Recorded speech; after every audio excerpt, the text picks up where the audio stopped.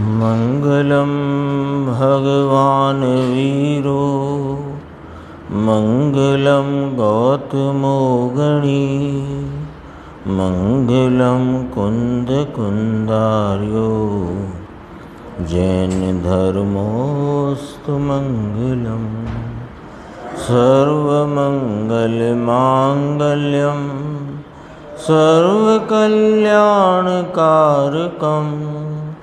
प्रधानम सर्वधर्माणां जैनम जयतु शासनम। मैं नमो तीर्थनायक को, नमो ओंकार वाणी को, नमो उन कुंद प्रभु को जिन्होंने ओंकार धारण की। अहो उपकार जिनवर का, कुंद का दिव्य वाणी का, जिन कुंद ध्वनि दाता उन कहान स्वामी का। नमः समय साराय स्वानुभूत्या चकासते चित्स्वभावाय भावाय सर्वभावांतरच्छिदे।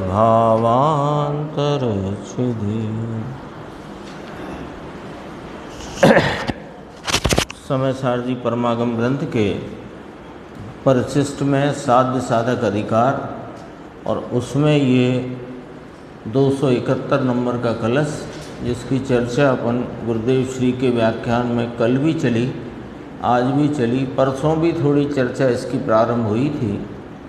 गंभीर कलश है और ज्ञान का परिणमन, चूँकि मैं ज्ञान स्वभावी चैतन्य वस्तु हूँ, तो मेरे ज्ञान के परिणमन का क्या रूप स्वरूप है, उसकी यहाँ पर विस्तृत चर्चा करके दृष्टि के विषय रूप जो अपना ज्ञायक भगवान है उसको बताया है।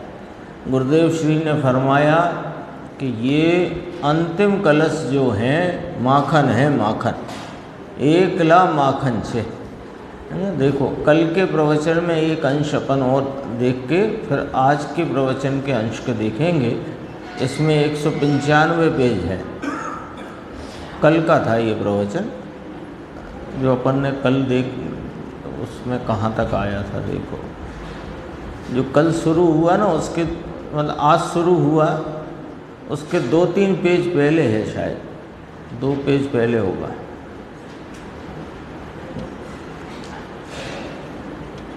मैं पढ़ता हूँ, आप नहीं तो थोड़ी देर बाद तो अपन वहीं पहुँचेंगे जहाँ प्रारंभ हुआ था कि तेरे ज्ञान में पर ज्ञात होते हैं ऐसा नहीं है, पर को जानता है ऐसा नहीं है, ऐसा कहते हैं। देखो ये स्पष्ट किया, चर्चा ये चलती है किसको जानता है, कि 6 द्रव्य रूपी गेय को जानता है कि नहीं, 6 द्रव्य के निमित्त से गेय रूप है ना, 6 द्रव्य को गेय रूप निमित्त कहा, वे वास्तव में ज्ञान के गेय नहीं है ऐसा समझना।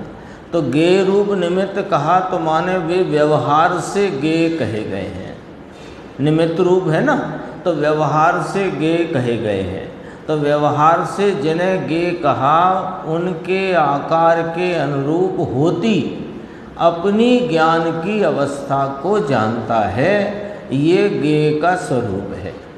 और जानना ज्ञान का स्वरूप है, और जानने रूप परिणमता है, ये ज्ञाता का स्वरूप है। ये चर्चा अपनी चल रही है। देखो मिला वो नहीं मिला 153। तेरे ज्ञान में पर ज्ञात होते हैं ऐसा नहीं है, पर को जानता है ऐसा नहीं, ऐसा कहते हैं।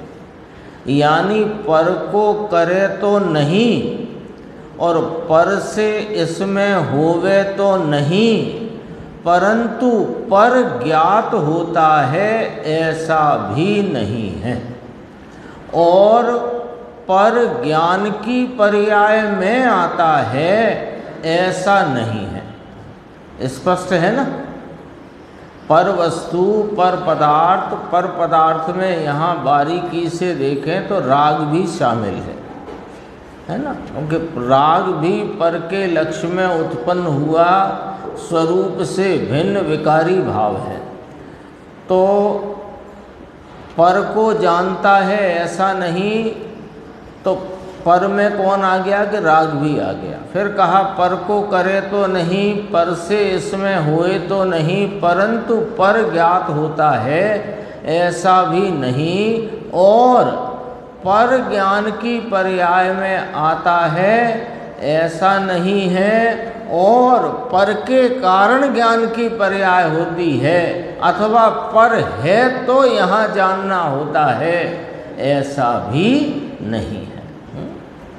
वस्तु द्रव्य ज्ञायक भाव वह स्वयं ज्ञान की पर्याय रूप यानी जानन क्रिया रूप यानी स्वभाव की क्रिया रूप वह होता है। तो वह तो अपनी क्रिया है, जानने की क्रिया, स्वभाव की क्रिया रूप वह अपनी क्रिया है। कैसी क्रिया है कि स्वयं पर प्रकाशक की क्रिया है। यहाँ देखो कितना गजब का रहस्य खुलता है कि स्वयं पर प्रकाशक जो क्रिया है, जो पर्याय में वर्तता अपना स्वयं पर प्रकाशक स्वभाव है, वो स्वभाव की क्रिया स्वयं पर प्रकाशक है, लेकिन वह स्वयं पर प्रकाशक क्रिया में जो जानना है वो पर का जानना नहीं है, स्वयं का ही जानना होता है। ये रहस्य है, ये समझने जैसी बात है। स्वयं पर प्रकाशक कह करके पर का जानना होता है, ये बात यहाँ आचार्य भगवान सर्वज्ञ देव कहते हैं ऐसा नहीं है। उसके दो तीन सामान्य लॉजिक अपने ख्याल में है कि पर जो गे हैं, रागादि पर, रागादि से लेकर उसके निमित्त आदि पर पदार्थ, वे जो गे रूपता के व्यवहार को प्राप्त हैं अथवा व्यवहार से जिन्हें गे कहा जाता है, वे इस ज्ञान में प्रविष्ट नहीं होते।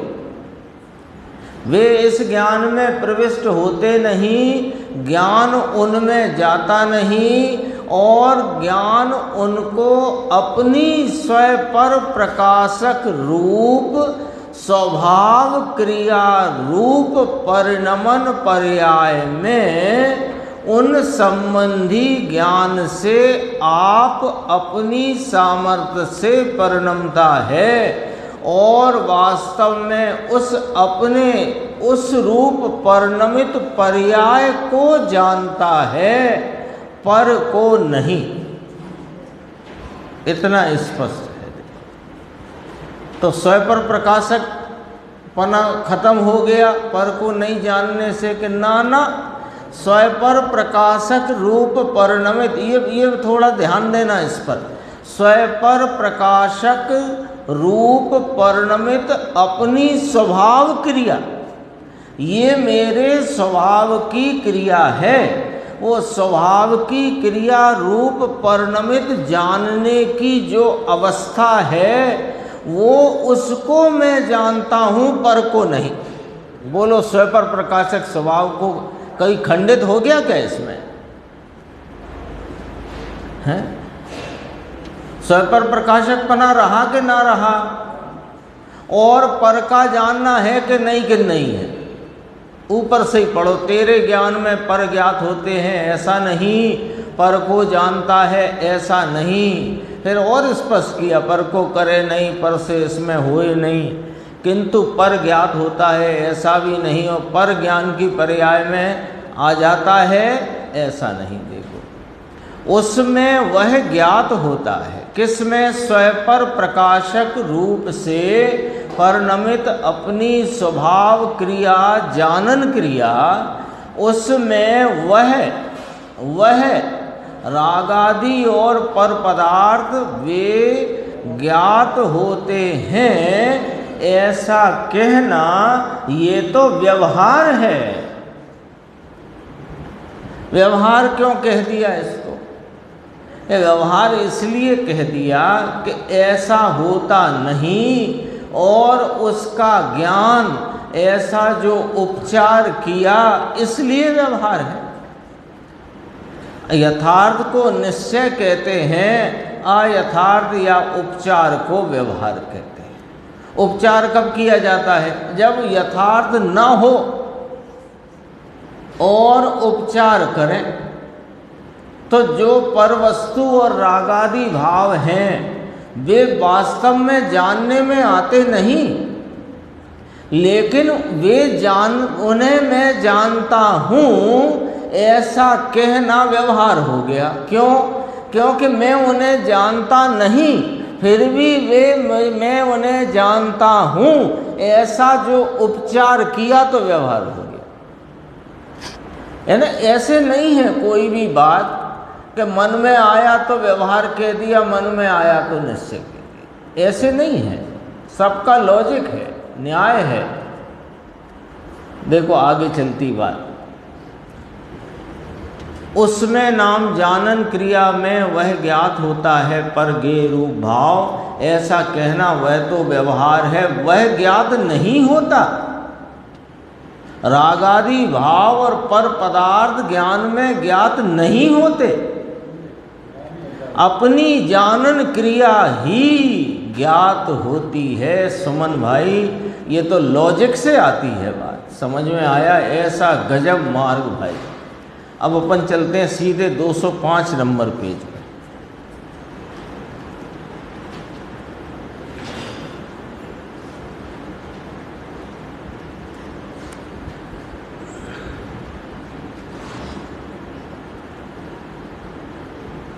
देखो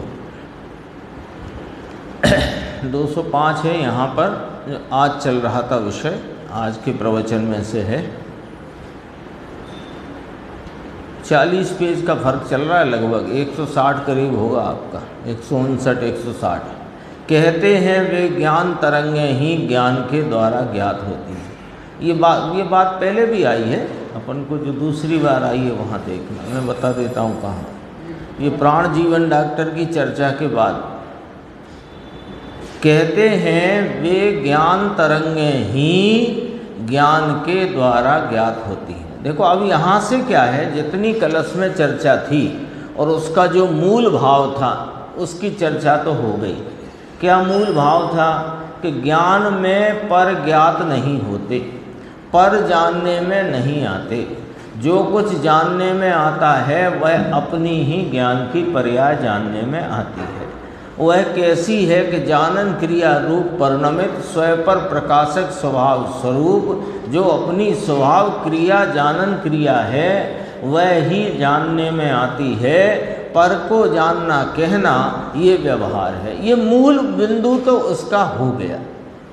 अब भावार्थकार इस पूरे प्रकरण को, इस पूरी बात को समेट करके यहाँ पर अपने सामने रखते हैं। वो अपन प्रकरण अब देखते हैं। देखो कहते हैं वे ज्ञान तरंगें ही ज्ञान के द्वारा ज्ञात होती हैं। ही लगाने से क्या हुआ है निर्देश भाई?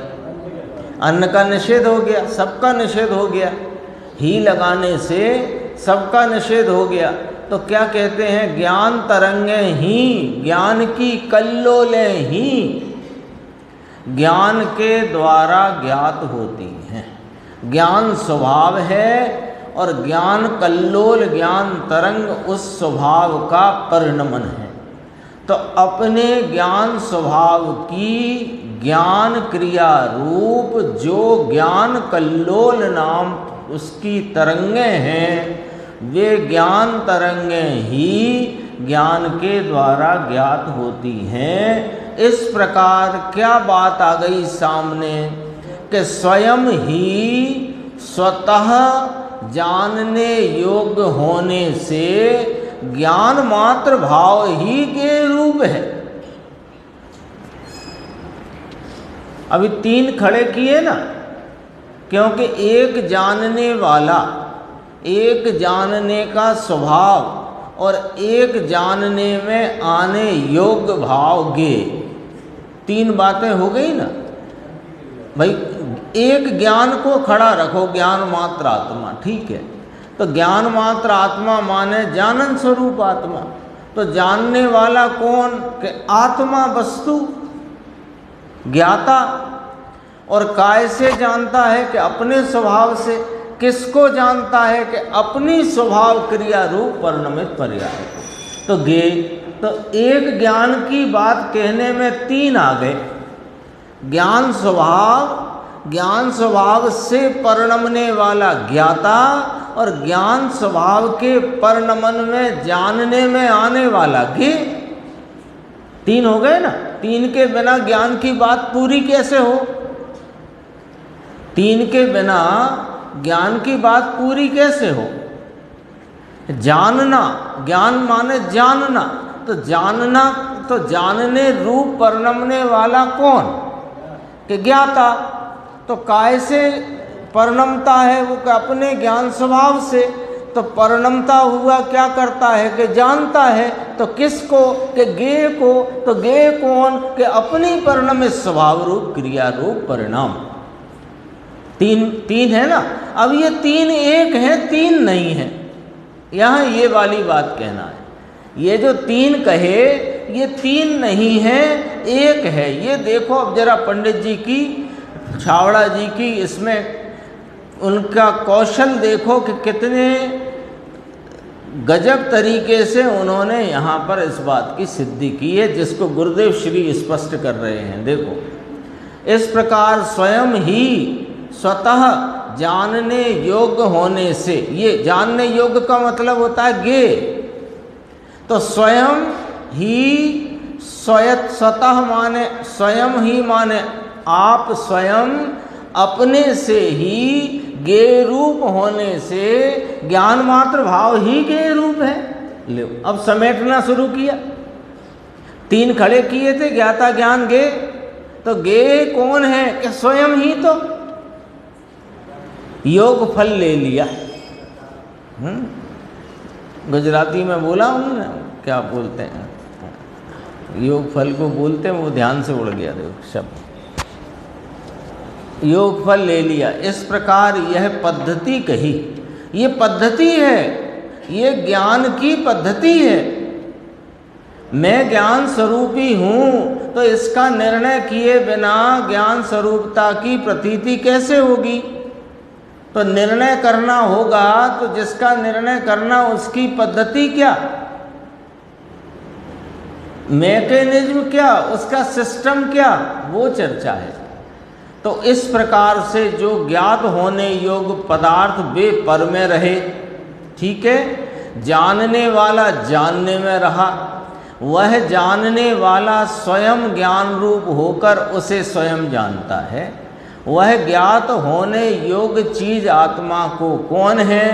कि वह स्वयं ज्ञान का भाव पर ज्ञात होने योग्य है। वह कहना सब व्यवहार है।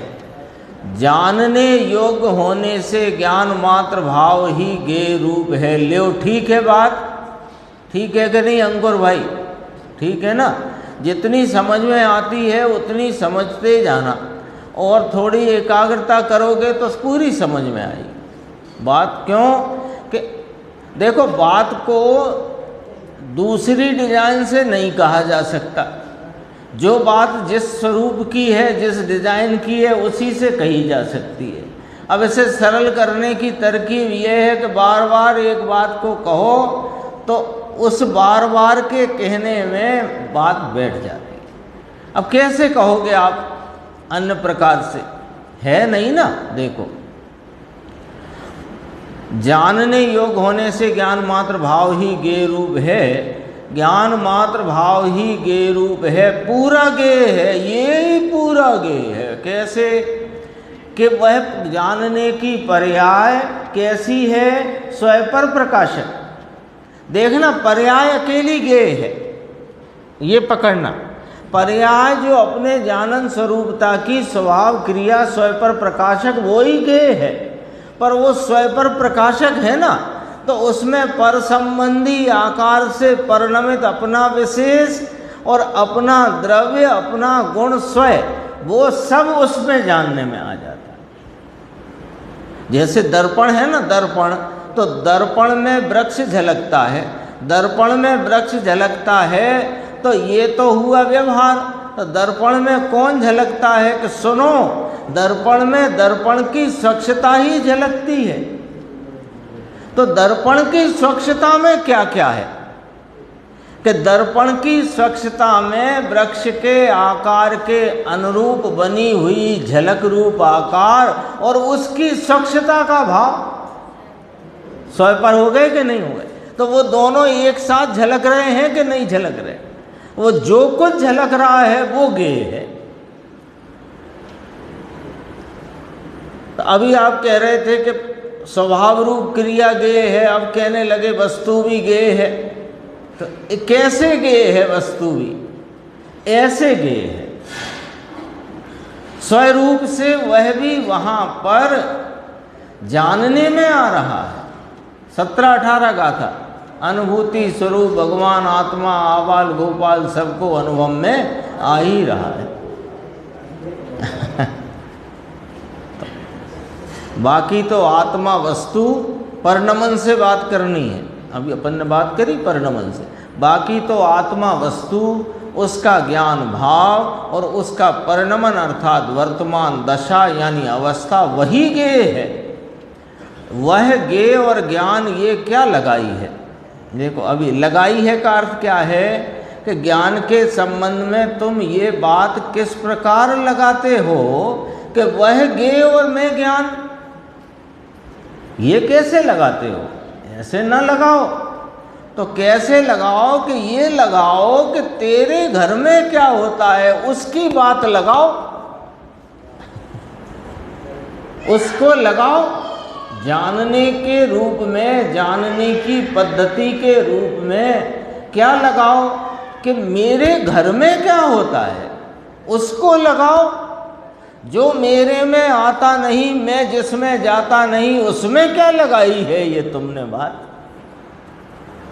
है गजब की बात। देखो, समझ में आया? अगला पेज है 206। ज्ञान की बात हो गई, ज्ञेय की बात हुई। अब देखो, और स्वयं ही अपना जानने वाला होने से ज्ञान मात्र भाव ही ज्ञाता है। लो, जानने वाला स्वयं अपने को जाने यानी ज्ञात हो, परंतु वह जानने की क्रिया अपना ज्ञेय और ज्ञाता नाम जानने वाला और ज्ञान जाने, ज्ञान स्वभाव, जानने रूप भाव, जानने रूप भाव स्वभाव।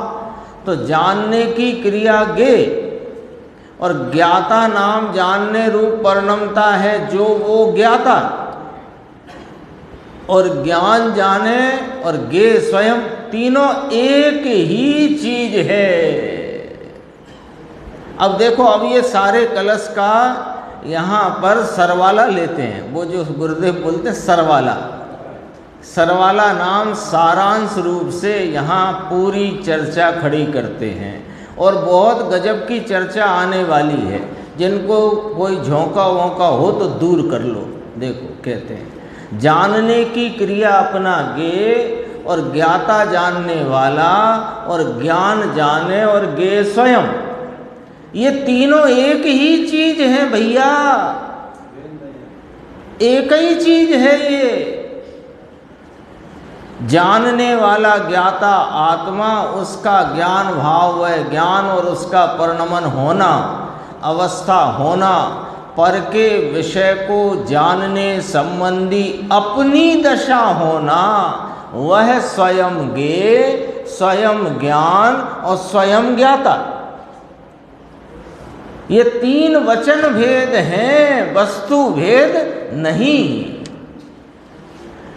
पर के साथ कोई संबंध है नहीं। लो, अपनी स्वभाव रूप स्वयं पर प्रकाशक जानने की स्वभाव क्रिया उस क्रिया में परिणमने वाला मैं, और उस क्रिया के द्वारा जो जानने में आता है वो भी मैं, पर के साथ कोई संबंध नहीं है। बात खत्म।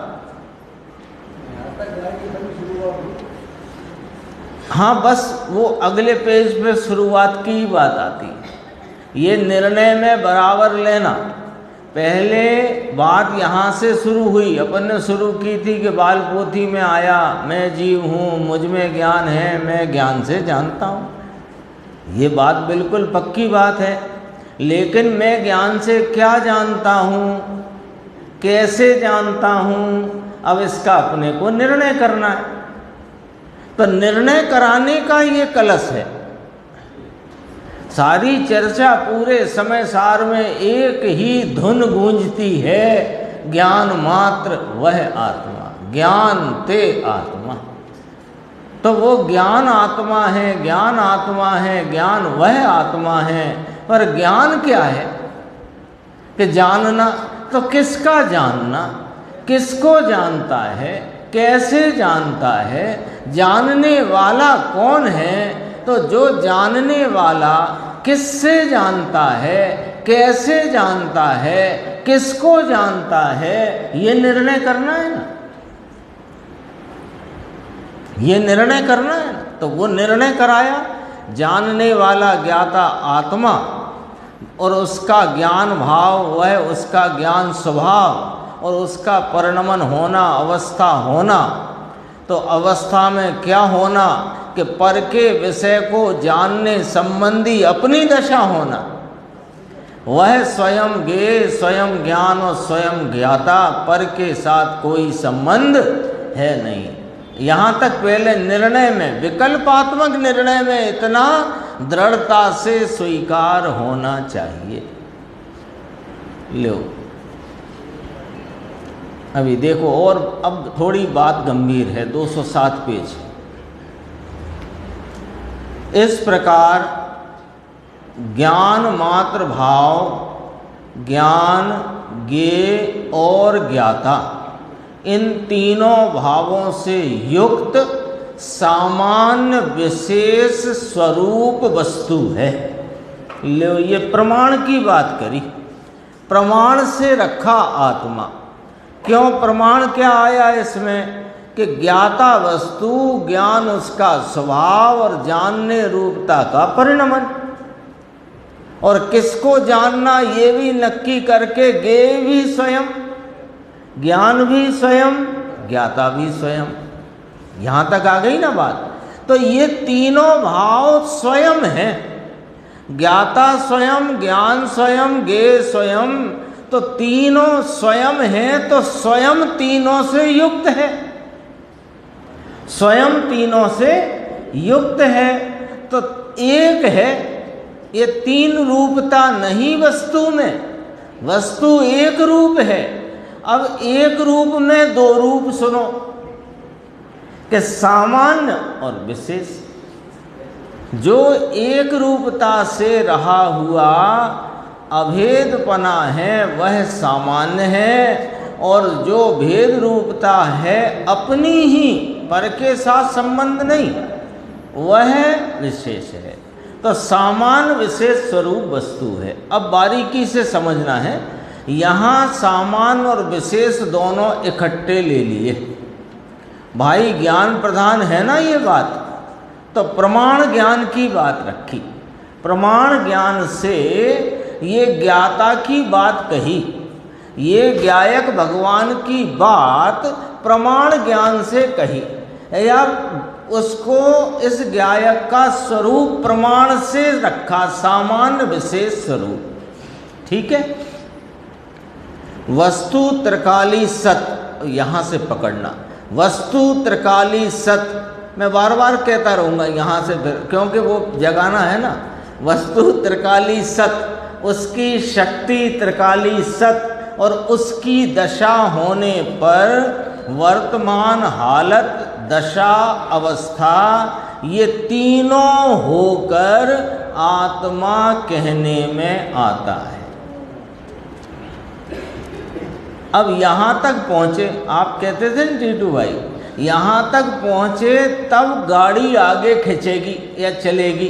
तो अब कैसे चलेगी वो देखते हैं। देखो, वस्तु त्रिकाली सत, उसकी शक्ति ज्ञान त्रिकाली, और उसकी दशा जो परिणमन की स्वभाव क्रिया, वह वर्तमान हालत दशा विशेष, ठीक है, वह तीनों होकर आत्मा कहने में आता है। देखो, इस आत्मा में पुण्य और पाप नहीं आता, तो विभाव क्रिया कहाँ गई कि वो विभाव में डालो। क्यों? अरे वो तो मेरा गे भी नहीं है। गे भी नहीं, यहाँ तो गे मेरी स्व पर प्रकाशक रूप से परिणमित स्वभाव क्रिया रूप परिणाम जो है वो गे है। राग भी मेरा गे नहीं, उसे गे कहना ये व्यवहार है। तो पुण्य पाप मेरी आत्मा में नहीं आता। आत्मा लिखो, आत्मा में क्या क्या आया? स्वयं ज्ञाता, स्वयं ज्ञान, स्वयं गे, अर्थात जो वस्तु त्रिकाली सत, त्रिकाली ज्ञान स्वभाव और उसकी वर्तमान प्रकट होती व्यक्त होती कार्य रूप अवस्था दशा हालत, ये तीन होकर आत्मा है। इसमें पुण्य पाप के न, शरीर वाणी की क्रिया के न। अरे पुण्य पाप तथा शरीर की क्रिया का ज्ञान भी, जो इसकी ज्ञान रूप क्रिया में उस संबंधी जानना परिणमित हुआ है, वो भी उनके कारण से नहीं हुआ है। छन्नी बारीक है भाई लेकिन बारीक छनावट से ही सूक्ष्म वस्तु का निर्णय हो सकता है। मोटी बातों से सूक्ष्म वस्तु का निर्णय नहीं हो सकता है कि नहीं? बताओ, छोटा स्क्रू हो और बड़ा पेंचकस हो, नहीं खुलेगा ना। उसके लिए निगाह भी सूक्ष्म चाहिए और वो औजार भी सूक्ष्म चाहिए।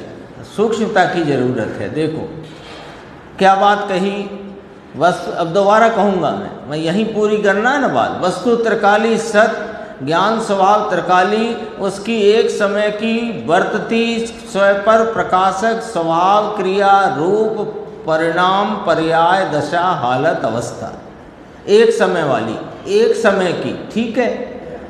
इसमें नहीं आता पुण्य और पाप, नहीं शरीर और वाणी की क्रिया। अरे पुण्य पाप तथा शरीर की क्रिया संबंधी जानना भी उनके कारण से नहीं होता, मेरी स्व पर प्रकाशक स्वभाव के सामर्थ्य से वह होता है।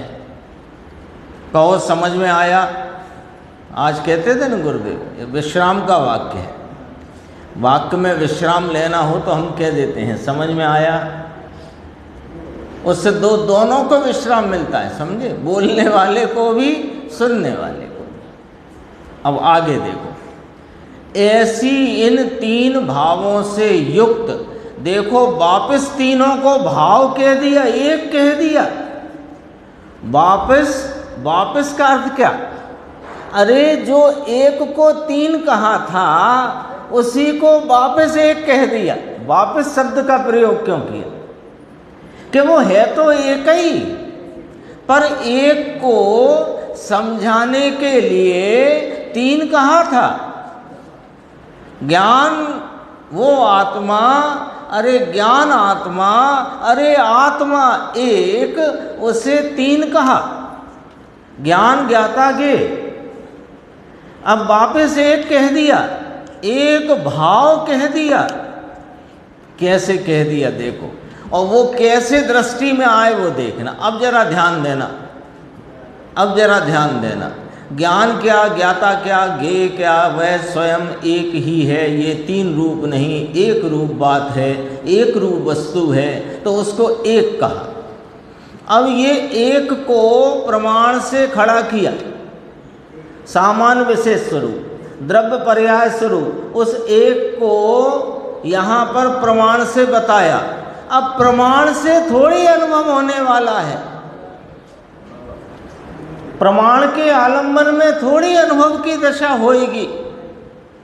तो इससे हमें क्या लाभ होएगा, अथवा लाभ होगा तो कैसे होगा, ये पॉइंट पकड़ना है। अब देखो, तीन भावों से युक्त, वापस तीनों को भाव कह दिया। ज्ञाता जानने वाला, ज्ञान जाने और ज्ञात हो वह अपना ज्ञेय। ऐसा तत्व, ऐसा भगवान आत्मा तीन भाव सहित, तीन भाव युक्त। कौन से तीन? जानने वाला आत्मा, ज्ञात हो वह ज्ञेय, तो आत्मा ही ज्ञात हो वह ज्ञान, और ज्ञात हो मतलब ज्ञान हो वह ज्ञान।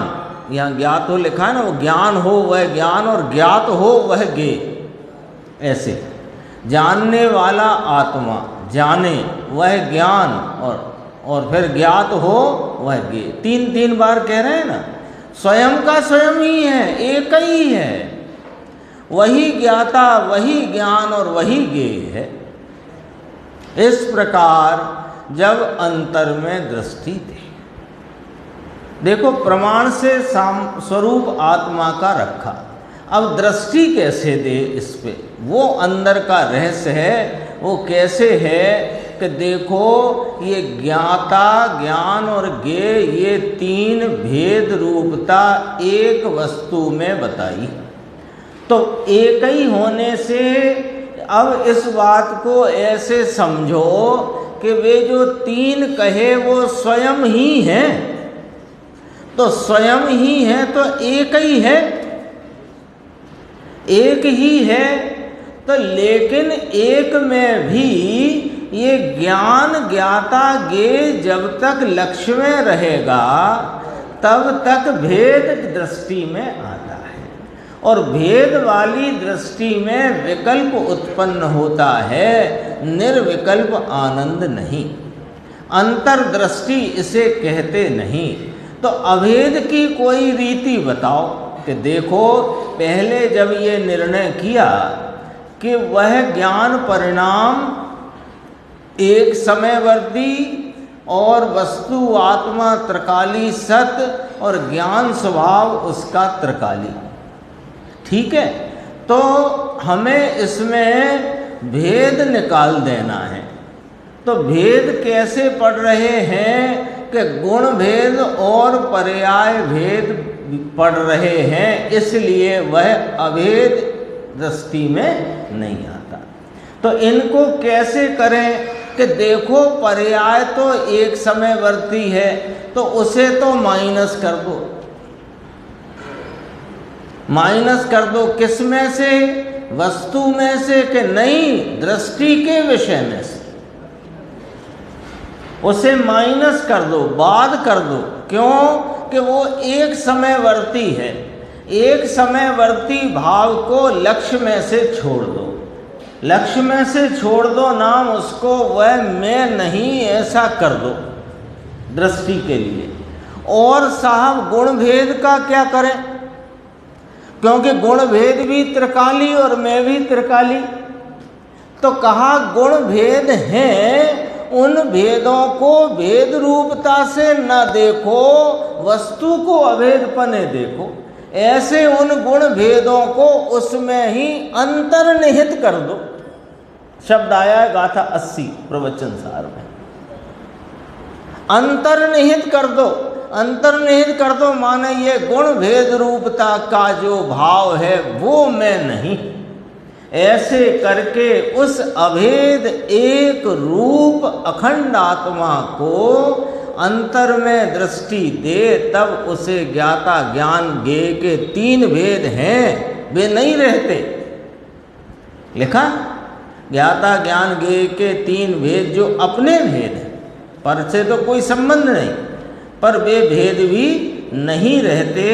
पर के तो रहते नहीं, परंतु अपने तीन प्रकार भी नहीं रहते। अपने तीन प्रकार को एक प्रकार कैसे देखें कि पर्याय एक समयवर्ती है, उस एक समयवर्ती को त्रिकाली को दृष्टि में लेकर उसे छोड़ दो, और त्रिकाली में जो ज्ञान स्वभाव त्रिकाली है वो भेद रूप है और मैं अभेद अखंड हूँ, ऐसे करके भेद पर से लक्ष्य छोड़कर अभेद को देखो तो वे तीन रूप नहीं रहते, एक रूप अभेद दृष्टि में आता है ना। देखो यशवंत भाई, अकेला माखन है, गुरुदेव कहते थे एकला माखन छे।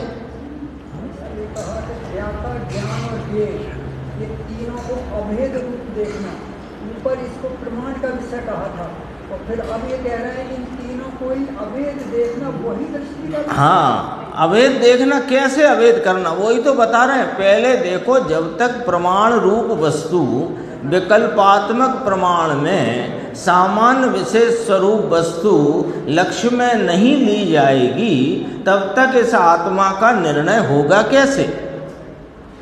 आत्मा का निर्णय करना है कि नहीं? निर्णय के बिना दृष्टि कैसे? निर्णय के बिना अनुभव कैसे? अनुभव के बिना प्रतीति कैसे? तो निर्णय पहले चाहिए ना। तो निर्णय के लिए जैसा स्वरूप है वैसा चाहिए, आधा अधूरा थोड़ी। तो सामान्य विशेष स्वरूप जो प्रमाणभूत वस्तु का स्वरूप है वो पहले निर्णय में, विकल्पात्मक निर्णय में लिया। अब विकल्पात्मक निर्णय में लिया तो उसमें तीन प्रकारता हैं, आत्मा वस्तु त्रिकाली सत, ज्ञान आदि उसके शक्ति रूप भाव भेद और उसकी एक समय वर्तती हुई अवस्था। हो गया पूरा प्रमाण। अब हमें अभेद देखना है इसको। ये जो तीन भेद रूपता से जो प्रमाण में हमने बात को निर्णय में लिया, अपने वस्तु को, पदार्थ को, आत्मा को इन तीन प्रकार की भेद रूपता से सामान्य विशेष स्वरूप प्रमाण ज्ञान विकल्पात्मक प्रमाण में लिया। अब इस प्रमाण में लिए हुई वस्तु को एक अभेद रूप देखना है। तो अभेद रूप देखने की तरकीब क्या? कि वो जो एक समयवर्ती भाव है वो मैं नहीं, ऐसा करके उसे माइनस कर दो दृष्टि में से। अब अभेद की दृष्टि करना है ना, तो अब अनुभव प्रमाण करना है।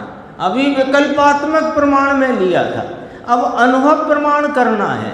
तो अनुभव प्रमाण करना है तो ये तीन भेद नहीं है, ऐसे भाव तक पहुंचना है जहाँ तीन भेद दिखाई न दे, ऐसे भाव तक पहुंचना है। तो वर्तमान वर्तते एक समय के भाव को लक्ष्य में से छोड़ दो, माइनस कर दो का मतलब काट दो नहीं होता, उसे लक्ष्य में से छोड़ दो, गौण कर दो। पहले पर्याय को गौण कर दो एक। अब दूसरी बात, वो पर्याय को गौण किया तो जो गुण भेद हैं वे भी त्रिकाली और वस्तु भी त्रिकाली। जब दोनों त्रिकाली हैं तो इनको कैसे, इनमें कैसे हम देखें उस एक अभेद को? कि उस एक अभेद को देखने के लिए गुण भेदों की दृष्टि छोड़ दो। जैसे एक समय की पर्याय वो त्रिकाली से भिन्न भाव है, ऐसे करके उसको लक्ष्य में से छोड़ा। ऐसे ही जो गुण भेद हैं यद्यपि वे त्रिकाली हैं किंतु वे भेद रूप हैं, इसलिए उन भेद रूपता को लक्ष्य में से छोड़ा। तो एक अभेद आत्मा ही दृष्टि में नाम उपयोग में विषयगत हुआ, विषय रूप हुआ। तो उसके विषय होते ही पर्याय में वह आत्मा का अनुभव प्रकट होता है, आत्मा के स्वभाव की सामर्थ्य की प्रकटता होती है, उसकी प्रतीति करना कि यह मैं आत्मा। ये आपने कहा था कि ज्ञाता ज्ञान ये तीनों को अभेद करके देखना यही दृष्टि का विषय है। हाँ। तो अब और फिर आप कह रहे हो तो उसको पर्याय जो एक समय तो कैसे करोगे आप अभेद? वो बता तो रहे हैं आपको। कि पहले विकल्पात्मक प्रमाण के बाद अनुभव प्रमाण के लिए आगे बढ़ना कि प्रमाण में रुकना। ज्ञान ये जो आप बता रहे हैं, हाँ, ये विकल्पात्मक विकल्पात्मक, ये तो पहले ही कहा ना, विकल्पात्मक प्रमाण में ये निर्णय किया कि मैं ही ज्ञाता हूँ, ज्ञान मेरा स्वभाव है और मेरी पर्याय ही ज्ञेय रूप है, पर के साथ कोई संबंध नहीं है, तो निखालिस आत्मा सामान्य विशेष स्वरूप, ये विकल्पात्मक निर्णय में आ गया। अब विकल्पात्मक निर्णय से निर्विकल्प अनुभव प्रमाण कैसे हो कि अभेद को लक्ष्यगत करने से वो अभेद लक्ष्य में कैसे आए, क्योंकि भेद वास्तव में है नहीं। यहाँ एक शब्द बोला था ना, अब वापस एक कहते हैं, वापस एक कहते हैं का अर्थ है कि है तो एक ही, लेकिन वहाँ समझने समझाने तीन किए। अब एक कैसे पकड़ें? देखो, गुण भेद को लक्ष्य में से छोड़ने पर गुण भेद मिट नहीं जाते, और पर्याय को गौण करने से पर्याय भी मिट नहीं जाती, लेकिन वह हमारे उपयोग के विषय में से चली जाती है। तो उपयोग के विषय में कैसे हम उस अभेद को पकड़ें? तो कहा पर्याय एक समयवर्ती है और मैं त्रिकालवर्ती हूँ। इस वाली भेद ज्ञान की पद्धति से पर्याय को गौण कर दिया, और मैं अभेद हूँ और गुण भेद रूप भाव हैं, इसलिए उन भेद रूप भाव हैं दोनों त्रिकाल। तो उसे कैसे आप गौण करो कि उन्हें गौण करने का अब जो फार्मूला है वो भेद रूपता को नहीं देखना, गुण भेद को नहीं देखना। छठवीं गाथा सातवीं गाथा पहले पर्याय भेद दूर कराए, फिर गुण भेद को दूर कराया। छठवीं गाथा सातवीं गाथा रीति वही है। तो फिर क्या हुआ कि जब गुण भेद को भी लक्ष्य में से छोड़ दिया तो एक अभेद आत्मा ही दृष्टि गोचर हुआ। दृष्टि गोचर होने से उस आत्मा की सामर्थ्य के अनंते भावों की प्रकटता जो अनुभव में आनंद की अगुवाई में जो वहाँ वेदन हुआ, तो वहाँ यह मैं आत्मा हूँ ऐसा अनुभव प्रमाण होता है। इसका नाम भाव शुद्ध ज्ञान है, इसका नाम सम्यक दर्शन मोक्ष मार्ग का प्रारंभ। ऐसी बात है। ये वाला पैराग्राफ बहुत समझने योग्य है, इसलिए मैंने कहा भी था नींद उड़ेगी तब समझ में आएगा। ये पूरा का पूरा समझो, पूरा प्रोसीजर सामने रख दिया। दृष्टि का विषय कैसे प्राप्त होता है? प्रमाण की वस्तु में से दृष्टि का विषय कैसे प्राप्त करना? क्योंकि देखो, प्रमाण को नष्ट नहीं किया। जो घबराहट हो जाती है प्रमाण, अरे प्रमाण को लक्ष्य में रखोगे तो वस्तु का अनुभव नहीं होगा, क्योंकि वहाँ भेद खड़े रहेंगे। वो भेद रहेंगे तब तक वो अभेद का अनुभव, निर्विकल्प अनुभव नहीं होता। क्योंकि रागी को भेद को लक्ष्य में लेने से, नियम से राग की उत्पत्ति होती है, और सम्यक दर्शन वीतरागी भाव है। वो वीतराग भाव में वीतराग भाव रूपता से पैदा होता है। इसलिए वो जो विकल्पात्मक प्रमाण में से दृष्टि का विषय निकालकर नाम उसको प्राप्त करके अनुभव प्रमाण कर लेने की विधि यहाँ बताई। तो हमेशा वैसा इसी उससे वो होगा कि पहले अपन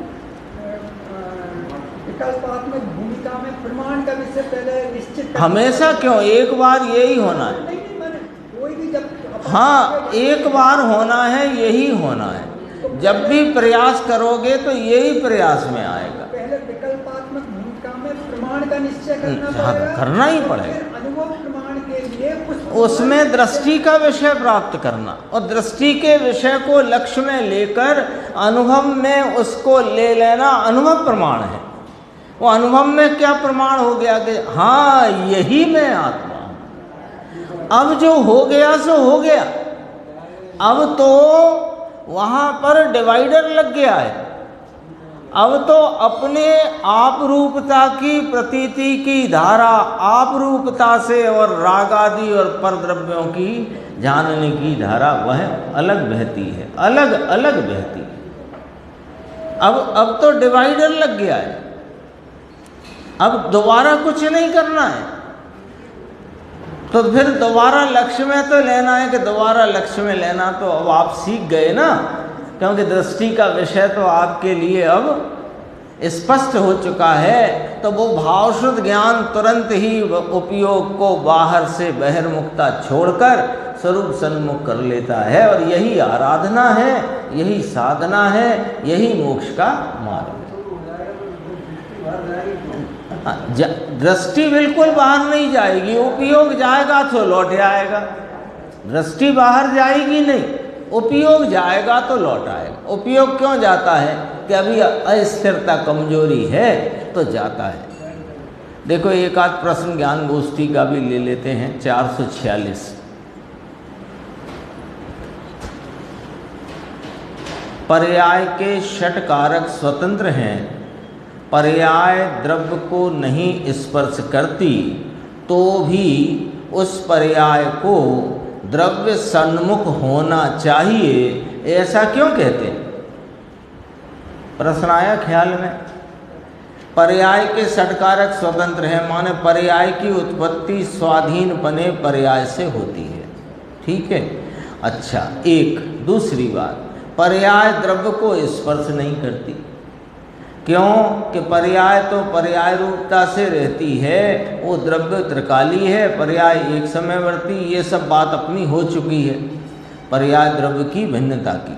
अब 2 पॉइंट यहाँ रख कर के प्रश्न पूछा गया है।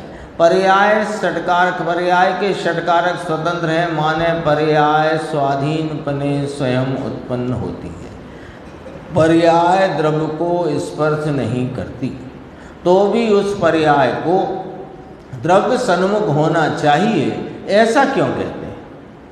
फिर काय को कह रहे? जब पर्याय अपने आप स्वयं के षटकारक से हो रही है, द्रव्य को स्पर्श कभी करती है नहीं, फिर पर्याय को द्रव्य के सन्मुख करो, पर्याय को द्रव्य के सन्मुख करो, ऐसा क्यों कहते? तो कहा पर्याय के षटकारक स्वतंत्र हैं, पर्याय द्रव्य को नहीं स्पर्शती, तो भी ऐसी पर्याय की जो स्वतंत्रता को देखता है उसका लक्ष्य द्रव्य पर ही होता है। जो पर्याय की स्वतंत्रता को देखता है, स्वीकार करता है, उसका लक्ष्य द्रव्य पर ही होता है। पर्याय पर लक्ष्य रखकर पर्याय की स्वतंत्रता देख सके ऐसी कोई व्यवस्था नहीं है। खरी बात है, पर्याय को लक्ष्य में रखे और पर्याय स्वतंत्र है ऐसा जाने माने कि तेरा जानना मानना झूठा है। पर्याय जिसमें से आती है उसको देखे बिना पर्याय स्वाधीन उत्पन्न होती है और वह द्रव्य को छूती भी नहीं। ये बात का निर्णय उसको ही होता है जिसका लक्ष्य द्रव्य पर होता है। फिर दूसरा प्रश्न इससे जुड़ा हुआ है, पर्याय स्वतंत्र है तो पर्याय स्वतंत्र होते हुए भी उसका लक्ष्य द्रव्य पर क्यों होता है? अभी पीछे क्या कहा? पर्याय की स्वतंत्रता देखने वाले का लक्ष्य द्रव्य पर ही होता है। तो उन्होंने प्रश्न किया कि जब वो स्वतंत्र उत्पन्न होती है तो उसका लक्ष्य द्रव्य पर क्यों होता है? कि द्रव्य पर लक्ष्य हो तभी पर्याय की स्वतंत्रता की यथार्थ श्रद्धा हो सकती है, पर की ओर लक्ष्य होने से नहीं हो सकती है। और पर्याय की स्वतंत्रता के निर्णय का प्रयोजन भी द्रव्य सन्मुख होने से ही सिद्ध होता है। मूल बात है ये। क्रमबद्ध पर्याय का जो वर्णन सर्वज्ञ देव आचार्य भगवान की कथनी में आया, वो वर्णन वास्तव में पर्यायों की क्रमबद्धता समझाने नहीं आया, वह द्रव्य की सन्मुखता कराने आया। ये बात यहाँ कही ना, पर्याय की स्वतंत्रता या पर्याय की क्रमबद्धता, इसके निर्णय का प्रयोजन भी द्रव्य सन्मुख होने से ही सिद्ध होता है। द्रव्य सन्मुख होने के प्रयोजन से ही पर्याय की स्वतंत्रता दिखती है। यदि द्रव्य की सन्मुखता नहीं, द्रव्य की दृष्टि नहीं, द्रव्य का आलम्बन नहीं, तो पर्याय की स्वतंत्रता बोलने की उदार बुद्धि है, वास्तव में उसका भी निर्णय यथार्थ नहीं है। एक प्रश्न और है, छोटा ही है, देखो। व्यय होने वाली पर्याय के संस्कार अगली उत्पाद होने वाली पर्याय में आते हैं या नहीं? देखो, ये प्रश्न बहुत गंभीर है, इसका उत्तर गंभीर है, और उत्तर एक बार समझ में आ गया तो सम्यक दर्शन पक्का। ऐसा है, देखो कितनी गजब की बात है। व्यय होने वाली माने पर्याय कैसे वर्तती हैं अंकुर भाई? उत्पन्न होती है, पूर्व की पर्याय विनष्ट होती है, नवीन उत्पन्न होती है, पूर्व की विनष्ट होती है, नवीन उत्पन्न होती है, ऐसे यह क्रिया रूप भाव चलता है। ठीक है, तो जो नष्ट होने वाली पर्याय है, क्या वो अगली उत्पाद रूप होती पर्याय में कुछ संस्कार सौंप जाती है क्या? ये पूछा गया है। कुछ संस्कार दे जाती है क्या, ऐसा पूछा है। तो उत्तर, पर्याय तो नष्ट होकर ध्रुव में मिल जाती है, अतः व्यय होने वाली पर्याय उत्पाद होने वाली पर्याय में कोई संस्कार नहीं डालती। क्या मतलब इसका? पर्याय जो पूर्व पर्याय जो नष्ट हुई का मतलब क्या हुआ कि पर्याय ना रही। पर्याय नष्ट हुई का मतलब क्या होता है कि पर्याय ना रही। तो पर्याय ना रही, और जो फिर कहाँ गई, इसकी बात पूरी करते हैं। कहाँ गई कि ध्रुव में मिल गई। तो ध्रुव में मिल गई तो इसका मतलब क्या कि ध्रुव में व्यतीत पर्यायों का कोठा है, उसमें आती जा रही है क्या? कि नहीं भैया, जब पर्याय रही ही नहीं तो उसे कोठे की क्या जरूरत? तो पर्याय न रही तो पर्याय का क्या हुआ कि वो तो नष्ट हो गई, लेकिन ये वस्तु उस पर्याय भाव में परिणमी थी। ऐसे ज्ञान के विषय रूपता की योग्यता रूप भाव रह गया, इसका नाम वह पर्याय ध्रुव में मिल गई। क्योंकि वस्तु तो ध्रुव है, वो तो अनादि अनंत है, वो तो अनुत्पन्न अविनष्ट स्वरूप है।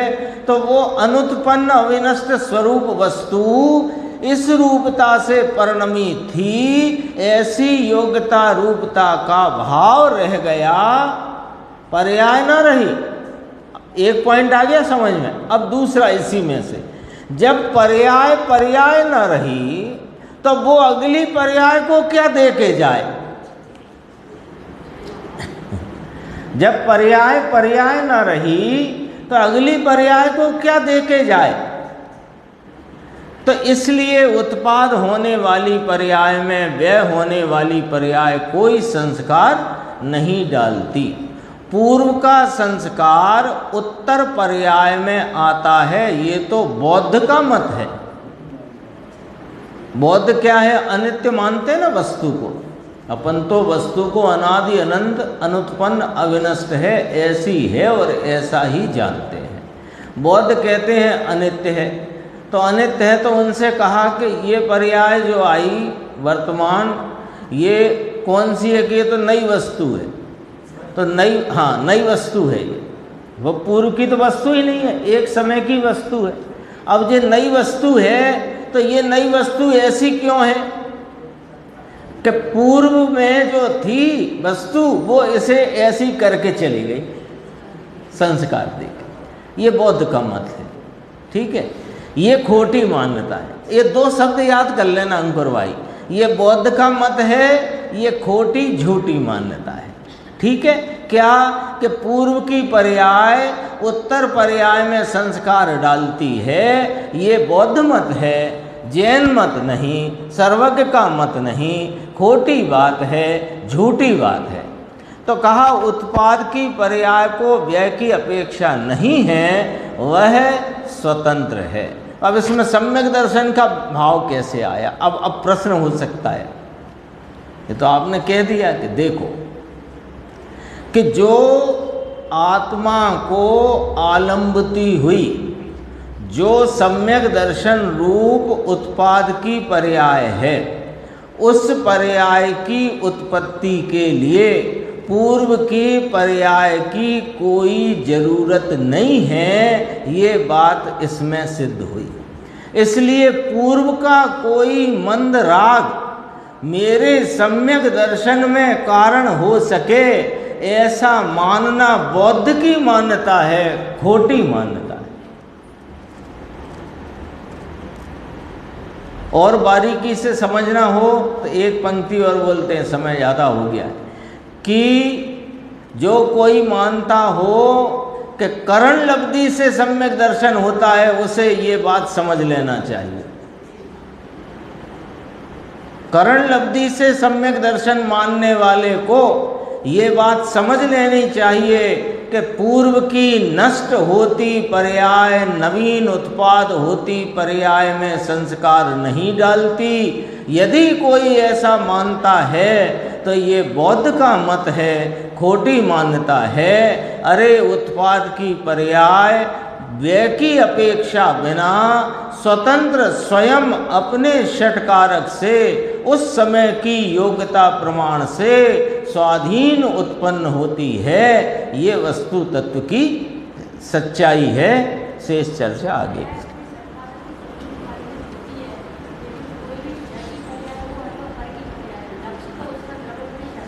हाँ, द्रव्य पर लक्ष्य है।